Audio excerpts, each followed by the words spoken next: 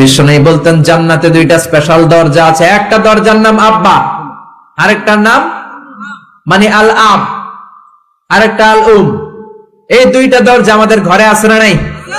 এজন্য বিশ্বনবী বলতেন দুইটা দরজা তোমাদের ঘরে আছে, উমা জান্নাতুকা ওয়া নারুক, বাবা মাই তোমার জান্নাত, বাবা মাই তোমার জাহান্নাম। এজন্য বাবা মার সাথে কেমন আচরণ করবা তোমাদের decision, the decision is years.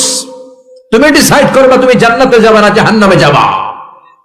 আপনি কপালে যত সেজদা দেন, যত কপাল কালো বানান, যতগুলো হজ করে আল হজ টাইটেল লাগান, যত যাকাত দেন, যত আমল করেন, আপনার মা যদি আপনার উপর নাখোশ হয়ে আল্লাহর কাছে বদদুয়া দেয়, আপনার সব আমলগুলোরে বরবাদ করে দিবে কে? আল্লাহ। এজন্য বাবা মা যদি হিন্দু হয়, বাবা মা যদি নাস্তিক হয়, তারপরেও মা বাবার দোয়ার দরকার আছে না নাই? বাংলাদেশে এরকম অনেক হিন্দু ফ্যামিলি আছে, ছেলে মুফাসসিরে কোরআনের তাফসীর শুনে না মুফাসসিরের হাতে হাত রেখে কালিমা পড়ে মুসলমান। এরকম হিন্দু ছেলে আছে না নাই?